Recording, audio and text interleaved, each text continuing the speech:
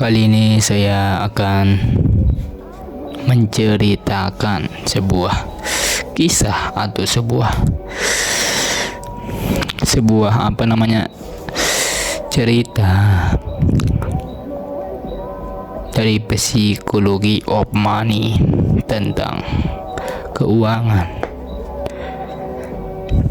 Ada sebuah orang menghabiskan masa kuliah untuk bekerja sebagai valet di hotel bagus. Tempatnya di Los Angeles. Seorang tamu langganan di sana merupakan eksekutif teknologi. Dia pintar, jenius, yang bisa merancang dan memantenkan satu komponen penting, yaitu Wi-Fi atau router Wi-Fi. Dan ketika dia berumur 20-an, dia sudah mendirikan dan menjual beberapa perusahaan. Dia sangat sukses.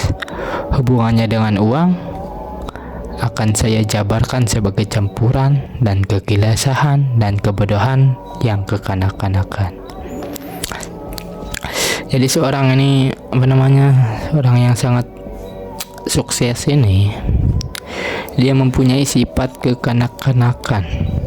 Contohnya dia membawa uang segepok kertas $100 yang tebalnya itu beberapa sentimeter.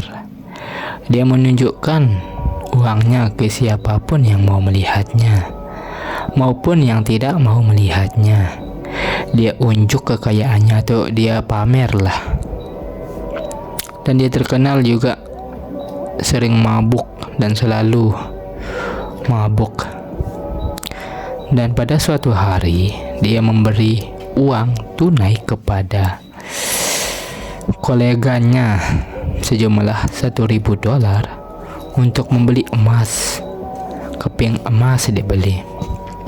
Disuruh koleganya, sana beli emas, koin emas $1.000.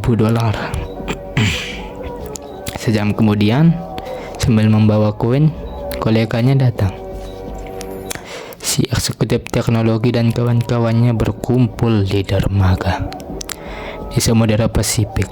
Kemudian mereka melempar koin-koin itu ke laut, berusaha membuatnya memantul dan menjauh dari permukaan air. Dalam artian di laut lah dia bertarung jauh-jauhan. Koin emas itu dibuang-buang sampai siapa yang paling jauh gitu, sambil tertawa. Beberapa hari kemudian dia memecahkan lampu di restoran hotel. Manajer pun memberitahunya bahwa lampu itu berharga $500 dan dia harus menggantinya. Terus si orang sukses ini bilang, "Kamu mau $500?" Tanya si eksekutif dengan cuek, sambil mengambil sekepuk uang dari kantong, lalu memberinya ke manajer. "Nih, $500.000. Sekarang pergi sana." Lalu dia bilang gini, "Jangan pernah hina aku seperti itu lagi."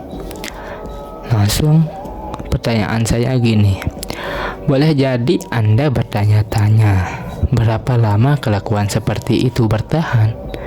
Dan jawabannya tidak akan lama. Saya mengetahui bertahun-tahun kemudian bahwa dia akhirnya bangkrut.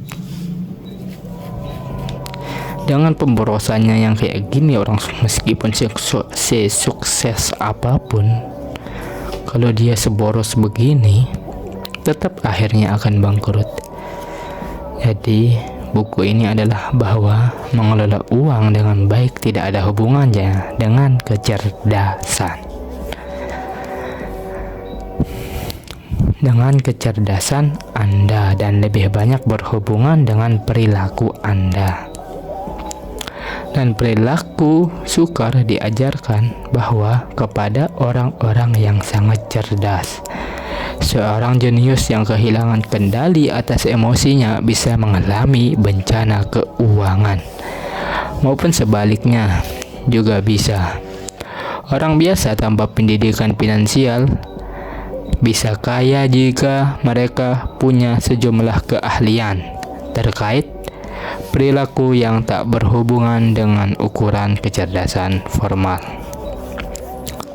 Jadi pembelajaran yang kita dapat dari cerita ini adalah sekaya-kaya apapun kita, kalau kita sombong atau kita boros, tidak akan lama tetap kita akan bangkrut.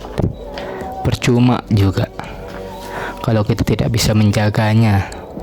Menjaganya itu yang mahal. Sekian dari saya. Janganlah sombong, tetaplah rendah hati. By the next video. See you.